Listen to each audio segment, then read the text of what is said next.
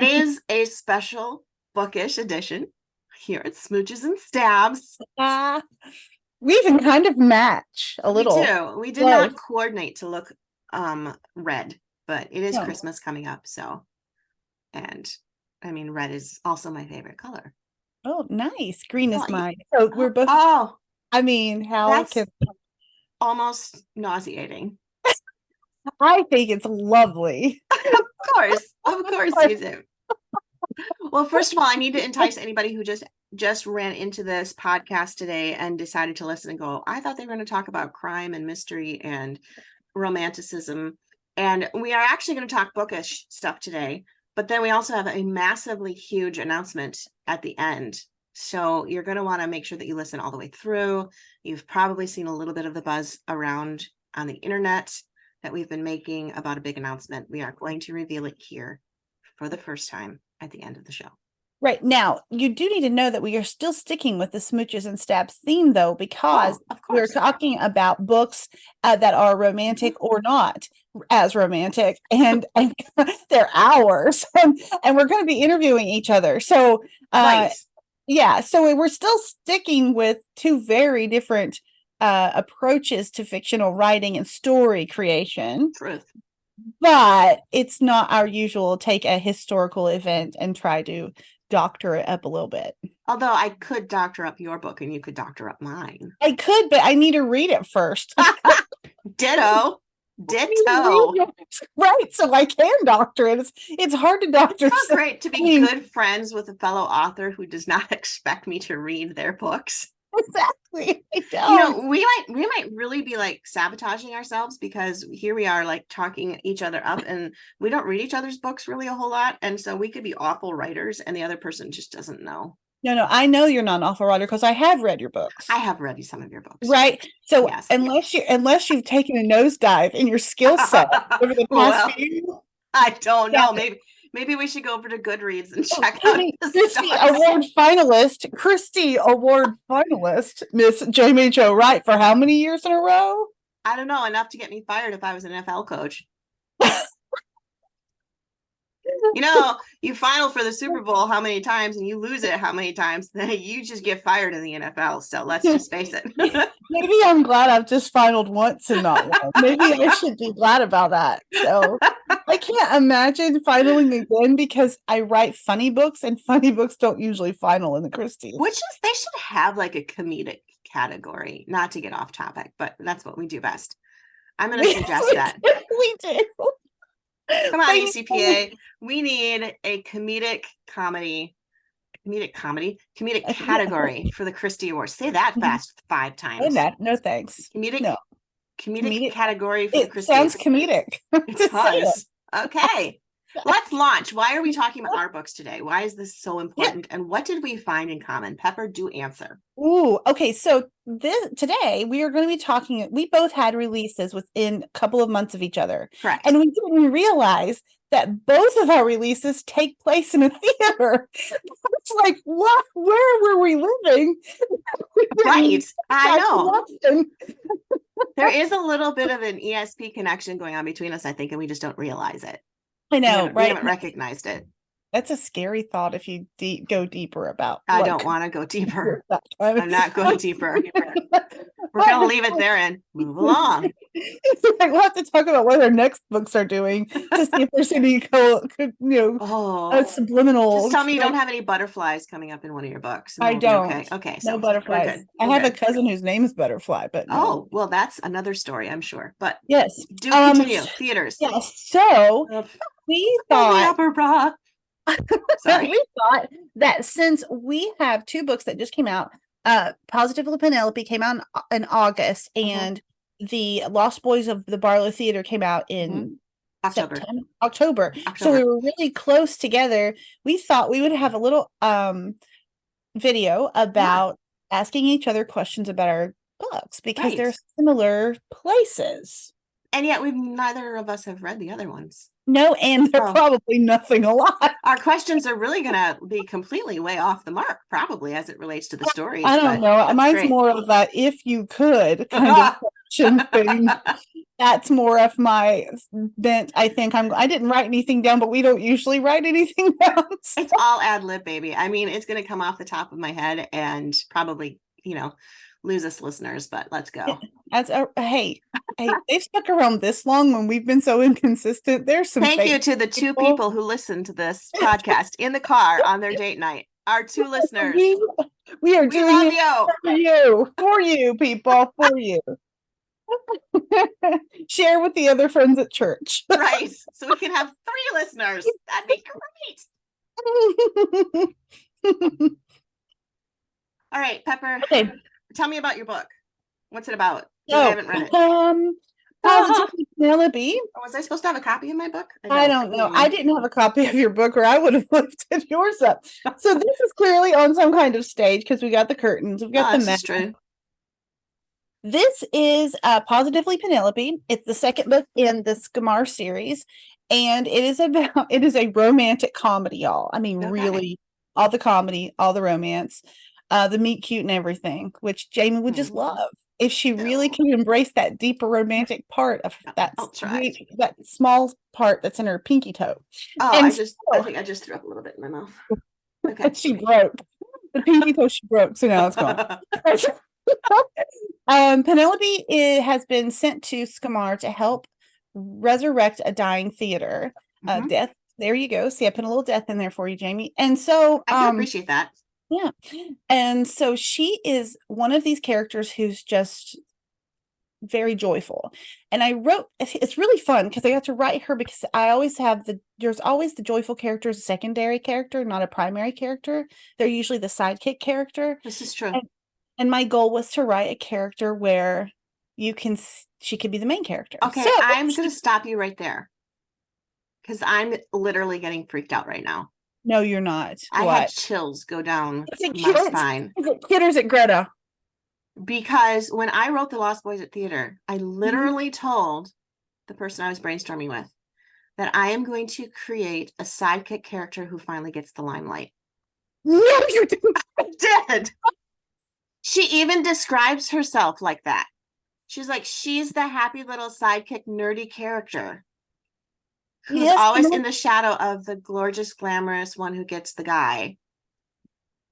This is creepy. Yes, it is creepy. Penelope describes herself that way as the side character who's the joyful one, who just is always there for the comic relief. Yeah, oh that's my how Kid goodness. is.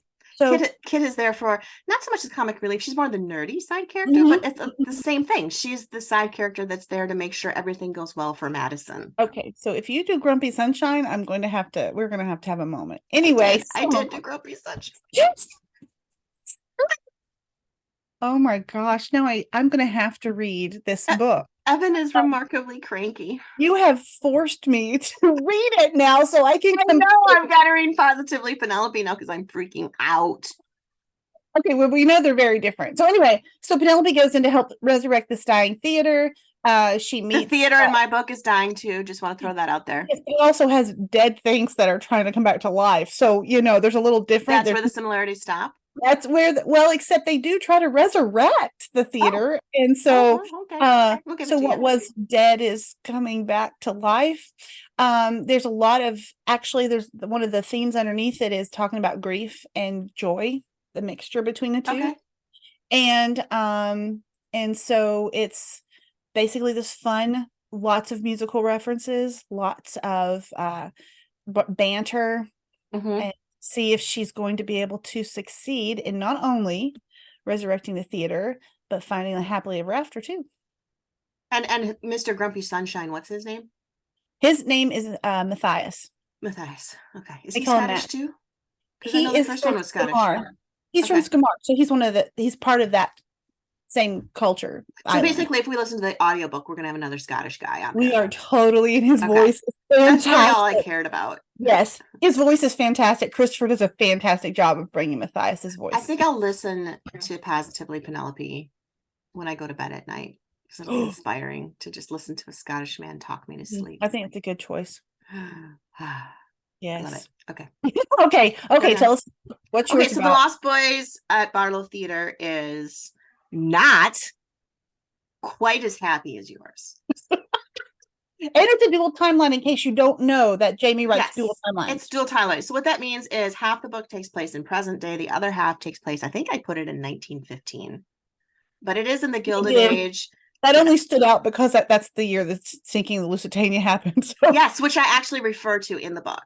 Okay, so 1915 is Yes, pretty. I do refer to the sinking of the what? I can't Lusitania. remember. Lusitania. I can't pronounce it. But anyway, okay. So there's two main heroines. We have Kit in the present, who we already talked about is the sidekick that never gets the front and center. And then we have Greta, who is in the past. It's kind of hard to explain. Like, my book is creepy. So present day, it starts out where they're basically, it's an old theater. It's based off of a real theater that I grew up going to as a child, and it's located. And you guys should check out her Facebook page, or because she puts pictures from inside the theater where she's toured and stuff. Yes, and I actually have a interview that I did with the theater director there on the history of the theater. It's crazy. It's associated with the Ringling Brothers Circus. It was built by Al Ringling. It was meant to be an imitation of a French theater. And so the outside is very deep, and the inside is like, I mean, you've got poutine on the ceilings and domed arches, and everything's embossed in gold and red velvet. I mean, it's everything Phantom of the Opera that you would imagine. The gilded, that very gilded art. Everything is gilded.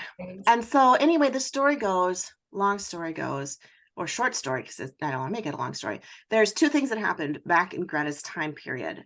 One, she goes to the theater with her ritzy friends that she shouldn't really be friends with because she's poor, but they are the nice rich people. We actually have nice rich people in this book. I like that. I know. Great. I wanted to break some stereotypes.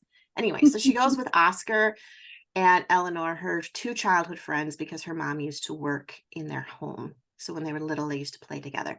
And they invite her to go to the theater with them. And while she's at the theater, she looks up into one of the boxed seats, and there's a woman in white who's holding an infant, and the infant is in her arms until she tosses it over the balcony.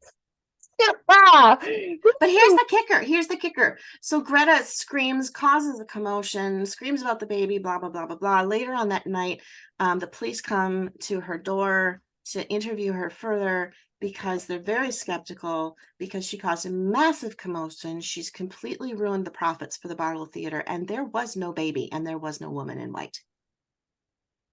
Dun, dun, dun. So her little brother, Leo, who's like 14, they're orphaned, and it all hinges on Greta for their survival, or they're going to end up in the poorhouse. So Leo's like, I'm going to make sure that people don't discredit my sister, and he and his friends sneak over to Barlow Theater, at which point... You forgot to tell the part about the older brother, though, because that's a big part. Oh, the older brother's he was killed during the construction, because he helped with the construction. So now Greta's left with four younger brothers, one of which is Leo, who's trying to be the man of the house. He tries to go save face for his sister, who's now potentially facing charges and a lawsuit for the profits lost from the Barlows, which will absolutely demolish them. And then Leo and his friends disappear inside the theater, never to be seen again, and they become the lost boys of Barlow Theater. Fast forward to present day, we now have Kit and her friend Madison. Madison's trying to save this illustrious theater from her own grandfather, who's the big, business guru in town that has other ideas for that. And so Madison invites this ghost hunting show that's really popular. It's called The Psychic and the Skeptic. And I love that idea. It's got a woman who's a medium, supposedly, and it's got a psychic. Oh, yeah. So she's the psychic. And then it's got a skeptic, which is Evan, and he's Mr. Grumpy Sunshine.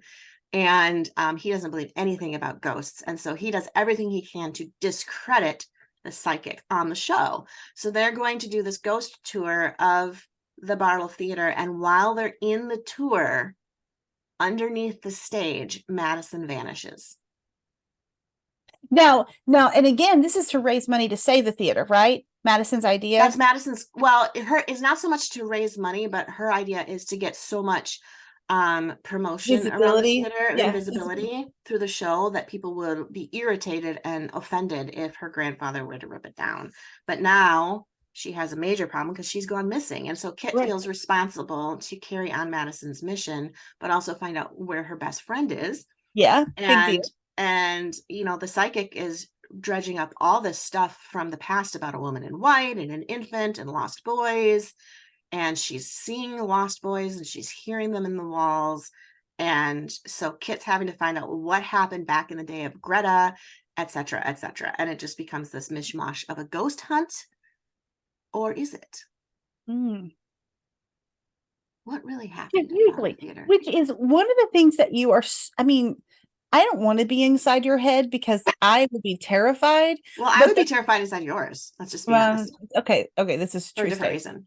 Yeah, but I love how your brain works story-wise because it goes in directions that are very unexpected and you make connections that are very unexpected. And the creativity is really brilliant. Well, I will say this. Because I write for the inspirational market, every ghost, medium, vision, etc., has to have an explanation. And I will say it would be so much easier to actually write a real ghost story because I actually have to have ghosts in my books. And then I have to figure out why there's ghosts in my books without them actually being a ghost. And it's really hard. So the Juliet Code came out December 1st. Right. And I have a Pepper's ghost in there that they think is a real ghost. That was fun. And the fact that it's named a Pepper's ghost just made my day. That is fun. Yeah. But that was interesting to get to do research on that part. That was the fake ghost. Yeah, it's really fun. But so that was the theater. And honestly, I will say this, that the story of the woman in white and the baby that fell off the balcony and the lost boys going into the theater and never coming out is based on true legend around our local theater. So those are actual ghost stories that are told today. And some people in my community firmly believe they have seen the woman in white. And there are even, because there's constantly theater programs and stuff taking place there. And there are some people who will not put their in-ear monitors in until just before the show starts, because they say you can hear the woman crying and the infant crying. Oh, ooh. And it's really supposedly creepy. I myself had never heard it or seen it, of which I'm a little disappointed. I would say that would be a disappointment. It is. I've gone into the theater when it's dark, and I've gone under the stage and I've looked into some of the dark areas, and it's just lots of spiders. Yeah. They might be just as creepy as a ghost. I think they're creepier, frankly. I'd rather say, hi, Mr. Ghost. Yes, right. I would. But anyway, okay, so let me ask you a question, Pepper. Okay. Positively Penelope. So this is just a normal question. Okay, normal question. Why the theater? The theater. Welcome to the theater. So I live in a house of theatrical people. Really? Lots of creatives. Yeah. I know you're shocked. I know. Now I hear there's drama at your house sometimes too, but for a completely different reason. For a different reason. I have that kind too here. But I have two daughters who have been in musical theater for years. Phoebe just found out that she's cast as the witch from Into the Woods, and she is so excited. Best part ever. I know that's like the mishmash part of you and me. Yes, it is. It is. It really is. You can tell Phoebes that I'm really, really proud of her. Tell her that. But so there's been this constant musical theater. I enjoyed musical theater when I was in school, though I never got to spend a lot of time there because we just didn't have transportation for me to do all the practices. But I would help in the background, so that was really fun. Right. And so I, because I started Penelope in book 1, you get to meet her in book 1 with Izzy. I already knew she was all this musical theater stuff. She was into acting and things like that. And so it made sense. Well, what can I do with Penelope to highlight her strengths, highlight what she's choosing to do, because she's going into marketing with a minor in theater. Okay. And this is very fantastic. Practical. Yeah, match to put her in the theater. How about you? Why did you? Well, yours makes sense because you have a local theater. Well, I was going to say, I think I kind of explained that because it's local, it's historical, it's got ghost stories attached to it. What more do you need? How can you not use that? And you can do the research in person. Oh, yes, and that was super fun. Oh yeah. So whenever I wrote Hope Between the Pages and it was at Biltmore, oh, Oh, I was like, oh yeah, I'll go do the Well, I research. think you Volunteer. go to Biltmore like once a week, don't you? At least that's what your social media seems to imply. I go about twice a month. Yeah. It's more than that. Well, Admit it. Admit it. I take pictures to last a while. What Biltmore doesn't know is that Pepper actually lives there. She just hides in the bathroom stalls, and then at night she comes out. I'm looking for the ghost of Biltmore that they say is in there. You are the ghost of Biltmore. Probably so. Probably. Right. Okay. I'll have to think of a good story for me. Anyway, question for you. Okay. If you could choose a favorite theatrical production, then usually stage production. I was going to say musical, but I want to leave it open to you if you just want to do a play. What would you choose as one of your favorites? That I've seen? That you've seen, musical or play?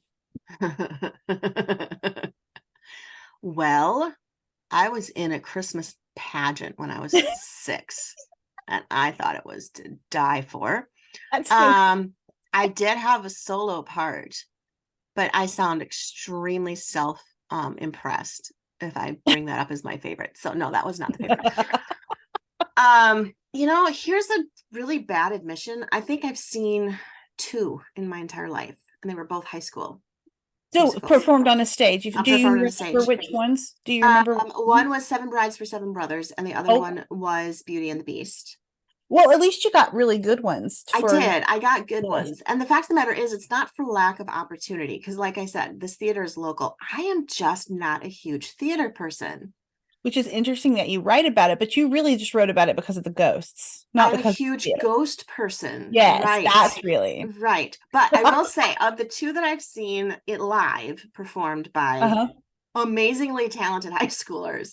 That's awesome. My favorite was 7 Brides for 7 Brothers, because I do absolutely love that movie. Yes, yes. And I watched it a lot as a kid. So that was one when I saw they were doing, I'm like, I don't care if they're like 12-year-olds running across the stage. And they did a really great job of it. Okay, so if we were going to do it on cinematic, so you could choose a movie that's a musical, what would be so I've seen, so like I've seen Les Mis, and I've seen Phantom of the Opera, and I would have to say I'm a Phantom of the Opera person. That does not surprise me. Yeah, I mean, it's dark, it's gritty, it's obsessive. Dude's a sociopath. Les Mis was like, it's the stereotype. It is so stereotype. It's sad, but Les Mis was nice. I mean, it was nice. It was long, and it just kept going and going and going. It does. And going and going. More people die. But you should like them. Then they shave their heads because they have lice or whatever. I don't know. Not a very romantic movie to me. I liked Phantom of the Opera. It did. Yes. Well, it does have romance. It has a romance and obsession, which you know. Well, see, that's the type of romance I like. I told somebody the other day that if I ever get abducted, I will seriously suffer from Stockholm syndrome, because I will completely empathize with the villain. I will psychologically and criminally profile this person. And then at the end, I will explain to you all the reasons why he was potty trained too soon, which caused him to do this to me. Therefore, give him a break. That's hilarious. They may just send you back really fast because you get so curious asking questions. Oh, they probably, no. I'll probably be like, hey, can I make you coffee before you kill me? Because I really like to die with a cup of coffee in my hand. It's so much cooler. Okay, so let me ask you a question. If you were stuck in a theater at night and the doors were locked, and you knew that there were ghosts in the theater. Quote ghosts or ghosts? Let's just pretend that they're real. Okay. So let's just, for the sake of this hypothetical, we believe in ghosts, and ghosts are very real. Okay, all right. And you are stuck in an old ancient theater in the middle of the night. You cannot get out. Do you embrace the concept? Do you hide under a folding chair? Like, what's your response to spending a night in a haunted theater? I would embrace it. I mean, what else do you do? What else do you do? I mean, I don't want to be. Find a place to hide. Well, I don't want to be a coward. And besides the fact, okay, this is going to go a little theologically, but if I'm truly believe what I believe as a Christian, they can't hurt me. That's true. So I'm not going to be excited about it because I'll be terrified. Just the idea of it is like, oh my gosh. But, but there's also that little bit in me that I think gets along with that little side of you or that big side of you where I'd be curious. Like, okay, I just had the best visual of you. Here's Pepper Basham embracing the concept. She's stuck in a haunted theater, and the cold, icy feeling of fingertips trace along her back. And she realizes she's not alone.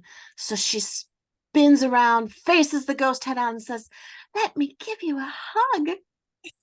Or that's you embracing. Yes, me embracing. Or like I did in my junior year of high school, I wrote my first fairly long novel, which was about a girl falling in love with a ghost. Oh, why can't you write stuff like that and get it published? Yeah, right. I would read that. And it has Come on, Thomas Nelson. Oh, right. That's the ones they want. From me, of all people. Come on, Barber Publishing. I was highly impressed by the ghost, the Canterville ghost book and story. So that was that probably. Yeah. Okay. All right. This is good. It's my turn. Oh, okay. All right. Of your main characters, which one would most likely be cast in Beauty and the Beast? There's a lot of silence there right now.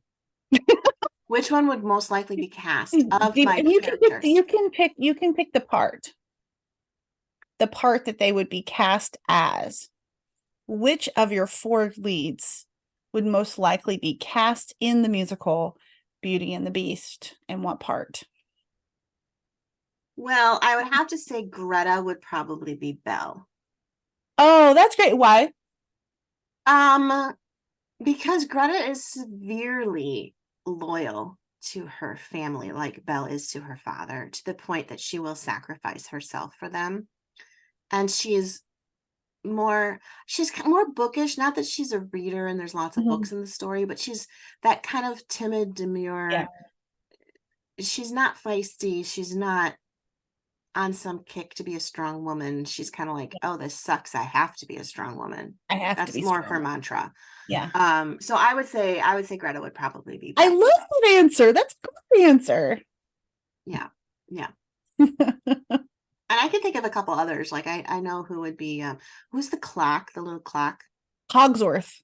I know who would be Hogsworth too. There's a sub character named Tom. He would be Hogsworth.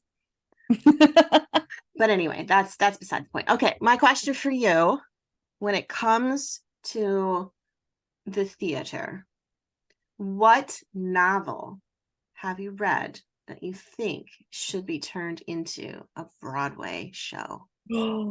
They probably all have been. Oh, my novels haven't been. Oh, of my novels, not of general. Well, any novel. I'm just being facetious because you said they probably all have been, and I'm like, well, no, because mine haven't been. And no, I mean all of my favorite novels probably have classics wise. Okay, well, not necessarily classic. I'm thinking more of a contemporary, something that wouldn't have necessarily been optioned for a Broadway show. Oh yeah. Okay, so let me think. Frankenstein's become a musical, and then Dracula's a musical, and it has fantastic songs. Ooh, I need to check that out. It is amazing songs and very, of course, sad. I wonder if Anne of Green Gables has ever been turned into a musical. I don't think so. That would be fun because it could have a lot of comedy in it. Anne of Green Gables, the musical. Let me check. I don't know. I'm typing it into Google. Of my novels, which one would I like to see as a Broadway musical? Maybe there is an Anne of Green Gables, the musical. Oh, is there? Oh, funny. But anyway, we'll go with that. That's a good answer. Yeah. That's a good answer. Of mine? Yes, of yours. Which one of yours then? I think that it could be a Freddie and Grace book, probably the Mistletoe Countess, and you could put some Christmas stuff in there. That would be a fun musical because I could see Grace singing and Freddie being like, what on earth is happening? Kind of like in Enchanted, where she's Yeah, doing all that's the actually singing. what was popping in my mind Yeah. was Enchanted. Yeah, I She's could also see got that. red hair in Enchanted. She does. She does. Yes, they do. Mhm. And their personalities have the similar Yeah, they happy. do. Yeah. Yep. Okay. All right. All right. Next question. These Okay. are, I don't have any. They're all pulling from my head. Okay. Of the characters, Greta and Kit, which one would be most likely to fall in love with Captain Von Trapp? That is a really random question. So we have an Austrian loyalist set in World War II paired up with. I mean, I'm thinking the Sound of Music musical Captain Von Trapp, not the Right. historical Captain Von Trapp. Well, yeah, because the musical one was way hotter. Okay. It's true. It's true. I've seen pictures of the real Yes, one. me too. I mean, Christopher Plummer, hello, massive crush when I was 6. I mean, Massive. lifelong. I mean, he Oh, stayed pretty gentlemanly is looking. he dead now? He is, yes, Oh. but not too long ago. Let's have a moment of silence. Okay. Now, okay. Christopher Plummer. No. I was going to say Professor Von Trapp, but I just went into Hogwarts. Okay. Captain Von Trapp with one of my characters. Probably Greta again. Historically would fit better.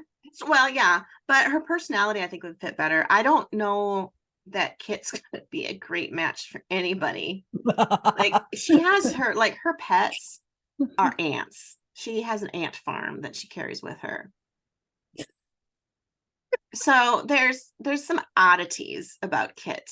Well, and you don't think Maria has some oddities with Captain Von Trapp? Well, let's Maria's were endearing. Kit is just weird. Okay, got you. There's a difference. It's kind of like that quote from One Runaway Bride when she and her best friend are talking. You're so elegant and everything.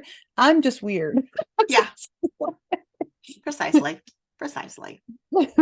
Okay, so let's do one more question each so we don't make this into a 3-hour episode. Yes, gotcha. Okay. So here's a big question for you. It's really deep. If you were going to cast the 2 main characters in your book, okay, who would they be and why? I don't know about the guy one. The girl one, I would either cast Penelope as Amy Adams or as the actress who plays on the Confessions of a Shopaholic, Isla. I don't know her last name. Confessions of a Shopaholic. Yeah, I think either one of those could really play Penelope's part well. It would have to be Amy Adams as a younger Amy Adams, but definitely Isla Fisher. Isla Fisher. Yes, one of those. As far as Matt, well, his eyes are compared to Chris Pine, which would never be a bad thing. No, it'd have to be a younger Chris Pine too, but yeah. How old is Chris Pine now? I don't know. You can look him up and see what his birthday is. Sometimes I get surprised at how close some of these actors' ages are to ours. I know, it's creepy. He's 43. I know, and I'm like, he was born in 1980. He was born on August 26th, and my birthday is August 24th. No, same year? No, I'm older. Not by much, though. No, right? not by much. He was born in 1980. I'm still a 70s girl. Me too. But yeah, he's older than I thought he was. But I guess that's what happens when you live in Hollywood and have. I tell you what, though, he has aged beautifully. He actually does look better now than he did when he was younger. Anyway, okay, so are we casting Chris Pine then as Matt? Yeah, let's cast Chris Pine. That would work great. Especially you have to think about Chris Pine with his glasses on, like from the Diaries. What is it? Princess Diaries movies. Oh my God, he was in the Princess Diaries. He was the second one. He was a young guy there. Just a baby. And he looks great in glasses. Oh, he does. Lots of guys in Hollywood look great in glasses. Yep. We just watched the Dungeons and Dragons movie as a family. But it was so funny. So good. We finished it and I looked at my husband and I said, I'm sorry. But is this the new generation's Princess Bride? Oh, I wonder. There was that vibe to There it. was definitely not quite, there wasn't quite as It's not the many classic one-liners. No, it would never feel replace of it, but it Princess Bride. definitely had Princess Bride Yeah, because vibes. it kept light. There was a lot of Hmm. of the lightness Hmm. that I was glad for the lightness because I was afraid it might go dark. And Yes. I'm glad they kept that. The cast of characters were all unique. They kept the Yeah. lightness. In fact, my husband, who used to do D&D a lot, which is really weird if you know my husband, you're like, what? You did D&D? But anyway, in his younger years, he did a lot of D&D, and he said he had to disassociate the movie from Dungeons and Dragons because it wasn't at all what he would have envisioned Dungeons and Dragons. So once he said, Huh. once he disassociated it from the Yeah, actual game, then he really enjoyed it. that's how some of us who are Jane Austen Yes. enthusiasts have to do for the movies, certain movies, especially Hmm. more modernized versions. Agreed. Yeah. Okay, Okay. last This question from question. you. Oh, let's see. What do I want to ask? Um, if you could play in a Oh, Broadway show, what sorry. would I'm just trying to what picture me dancing across the yeah, stage. what show would it be, and what character would you be? The Dance of the Hippopotamus. That would be the lead. Even in that modern version. Oh, okay. Broadway play Or musical. or musical. I would probably play, and I can't remember her name, but the Green Witch in Wicked. Oh, Elphaba. Thank you. That's Yay. who I would play. Oh, you would be great at that part. I would embrace every nuance of that character. And you could paint your whole face green. Yes. So then, Either that, or, and it wouldn't really work because I'm a female, but I think it would be really cool to play. Oh, shoot. I can't remember what it's called. I want to say Edward Scissorhands, and that's not what it is. It's the barber who's a killer. And Johnny Barber of Depp. Seville. See, I thought you would say that one. The Yeah. Barber of Seville. Yeah. Yeah. Because I think that would be cool too, because it's more I like mentioned that one in killer. Positively Penelope. Do you? Yeah, it was Luke's favorite musical. Oh, see, I like Luke. I'm gonna have to read this. This is good. And Luke is the one that's coming out, right? Loyally Luke. Yep. So, and I Yep. have that one, so I can just start reading it now because I'm privileged. Well, you get a whole lot of his sarcasm in the first two books, and so he likes the Barber of Seville except for the singing parts. Oh, I do like him. I really do. I do like him. All right. This has been fun. It's been fun to find out how Wait, real not quick, like though. our books are. Yes. What's coming out next for you? Because we are constantly on next things. So Are we? what's next? Right. What's coming out next for you? My next book coming out is Night Falls on Predicament Avenue. That one comes out in April. That one is also dual time. And it's essentially about a house that has been the place of the only two murders that this town has ever known. One was in 19 something, and the other one is in present day. Sort of in present day. Her sister now owns Predicament Avenue, but the woman was her sister was murdered. Her twin sister was murdered 13 years prior, and they lived at Predicament Avenue. So Predicament Avenue is kind of one of those houses that you're just like, why? Two murders. Yes. Two murders. What is it How are about they this related? place? I'm sure you'll figure out a way to find a relation. Oh, yes. To them. Of course. Definitely. What about you? What about you? What about you? Month after yours, Loyally Luke comes out in May, and so we have the third book in the Scamar series, and it's the unexpected romance of a man who has no interest in royalty whatsoever, possibly falling in love with a princess.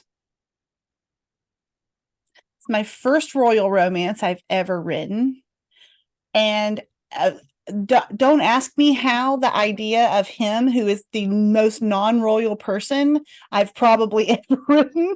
He's a flannel wearing carpenter, You're gonna And ruin him for me, aren't you? I hope not. He stays pretty true to his character, but and Don't do it, Luke. Don't marry the princess. and we don't know if he's going to marry the princess. So That's true. that is the question. It is, neither one of them want to give up their lives. So there's the trouble. Mm-hmm. So there we go. All right. Sounds good. So we've got 2 books releasing really about a month apart again. Yeah. We're getting pretty close. We should do something about that. We should. They're not going to be at all similar in the No. least little bit, but we should probably have some way of celebrating that. Yeah. I've got a few ideas. I wonder what it would be like if you and I were in the same place at the same time. Wait, you mean not on screens in 2 different states that are very far away from each other? Right. I'm thinking in one location for one night with readers invited. Oh, yeah. So that means if we invite readers, we can't have it in our houses because nobody could fit. No. So it has to be somewhere where we could fit people like readers to come yes, and hang out with us. with a definitive smooches and stabs vibe. Yes, with that, yes. Yeah, we would probably even Any ideas? consider some fun, weird, silly games and things like that. I don't know. Do you have any ideas? And we could do some question and answer, and we could just give away some books. I bet Baker Bookhouse would probably be willing to host something like that. Do you think? I have never been to Baker Bookhouse, so I would love to visit. I think you should on March 22nd. On March 22nd, let me clear my calendar. March 22nd, 2024. Yes. Let's do a Smooches and Stabs killer event at Baker Bookhouse in Grand Rapids, Michigan. Everyone is invited. Yes. And we'll be there. We are not sure exactly what kind of fun we're going to plan for you guys, but you can be assured it'll be a nice mixture of fun and spine tingling if Jamie's involved. Oh, absolutely. We might even have a ghost fly overhead. Oh. No, it won't happen. I don't know how to make that work, but it would be fun. I did research Pepper's ghosts, so Oh, maybe we could serve little cookies that are called Pepper's ghosts. There you go. That sounds great. I love that idea. I think that'd be great. Heart cookies. Right. Does anyone want to volunteer to make Pepper's ghost cookies? They're gonna. You know what they're gonna do? They're gonna make them out of ghost peppers. Oh no, that would be the Jamie Joe. That's the Jamie Joe. That's the Jamie Joe twist. Welcome to Smooches and Stabs. Okay, for those of you who cannot decipher snark and sarcasm to know what is true and what is not, right. This is actually the for official both of you listening. For both of you listening, for our 2 listeners who are now going through marital struggles because they're arguing over who's right and who's wrong. This is actually an announcement. We are going to be at Baker Bookhouse in Grand Rapids, Michigan on March 22nd for an exclusive first time ever Smooches and Stabs event featuring Pepper and Jamie in the same location being weird live. So you get to see if this is really us or it's just a screen us. It'll be proof that it is not AI. We may write about theaters, but we can't act. So maybe we should sing a duet though. Let's do it. Let's sing a duet. Recreate a famous song that matches Smooches and Stabs. All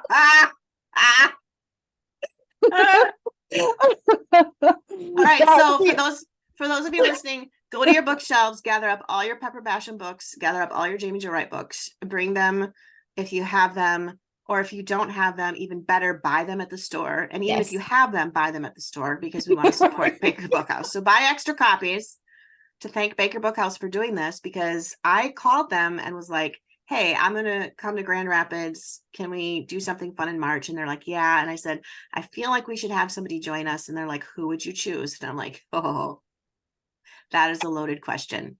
And so I said, I would actually choose Pepper Basham for Smooches and Stabs event. And they're like, do you think she would actually come? And within literally 5 minutes, the entire event was solidified. Yep. True that. I think I texted you and said, you want to come on March 22nd? And you're like, yes, please. I will come. I I will be would with come.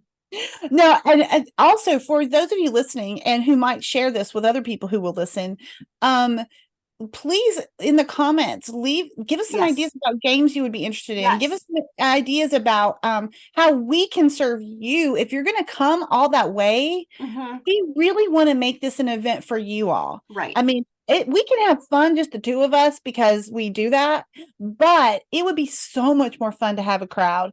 And so please give us some ideas of what you would like to hear from us, Hmm. besides a duet.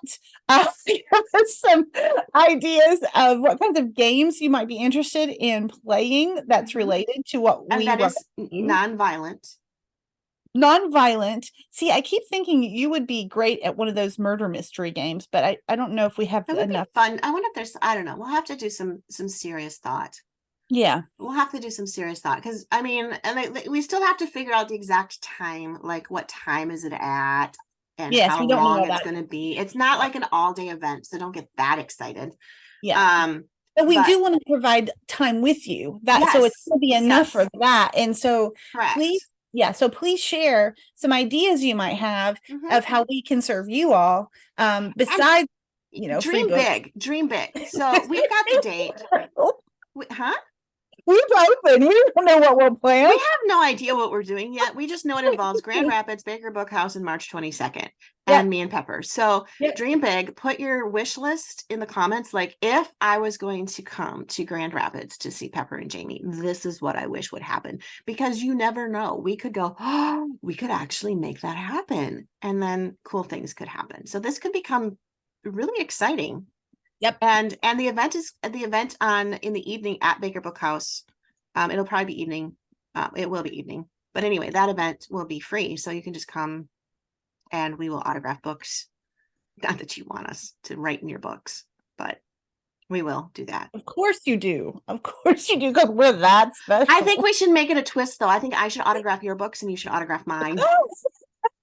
Wouldn't that be funny? And only the people who come to the Smooches and Stabs first event will actually have those copies. And then someday when we're dead, they'll be really valuable. Maybe we should sign, but all the copies, and then people would have both signatures and That all. would be cool. I think that would be neater because then they would still have the author's signature, but also the special extra. And I'll sign mine with a little heart, and you can sign yours with a little knife. Yeah, some kind We'll of just death. flip it. Cross. Or maybe I'll do a skull. You can do the kiss. Anyway, bring your kisses, leave your knives at home, but come to Smooches and Stabs event on March 22nd at Baker Book House. Schedule it now, save the date, book your flight, whatever you need to do, be there or don't be there. Or pray for those who are going to come. Oh, sure. You had to make it sound sweet. I'm just like, don't be there. You're gonna be that way. And Pepper's like, oh, but let's pray for them. I sound so calloused and cold. You guys know what you're getting on March 22nd because this is us. This is it. There's no script. No, there's not. And whenever we got to be together at the Christie's last year, it was hilarious and the same as right now. You do realize, and I noticed this later as I was remembering the Christie's, like we would be standing and then people would slowly start coming up and just literally observe us like we were a stand-up comedy show. Really? I just remember being probably a nuisance to anyone sitting around us while there were classes going on. I mean, we would have been the high school students in trouble for talking too much or thinking of pranks that we probably wouldn't do. Maybe we would do, but we were definitely we did get a couple evil looks, I think, on that one workshop that we were in. We where did. they were kind of like, knock it off. Yeah, you two were having way too much fun. Like the throat slit symbol. Like, stop. You too. She reads that kind of nonverbal really clearly. I do, and then I just continue. That's my personality. In defiance. Defiance. And it's kind of a wonder I didn't like Les Mis. Anyway. All right. Well, this has been fun. I think we will have fun. We do hope that you all have a very Merry Christmas. And we are planning on coming back next year with more episodes for Smooches and Stabs. And one of these days we will get way more consistent. But for right now, you get what you get. You don't pitch a fit. And but we will continue. in 2024. Yeah, and in adding to that, if there are certain things that you'd like to see for us to do Yes. in Smooches and Stabs, give us some ideas. I mean, Yeah. I'm sure there are plenty of things we can still find in history, but if there are additional stories you've heard about, or if there's a different twist you want us to take, Right. we are all for that because we really just enjoy spending time with each other and you all. It is true. And they don't all have to be mysteries either, or like death and murder, because you could give us a really romantic story and I can make it really bad. She can, So, y'all. She can. It's a gift. it is. It's a gift. It's a gift. All right. All right. Thank you all. We will see you March 22nd at Baker Book House. Be there. Go book your flight.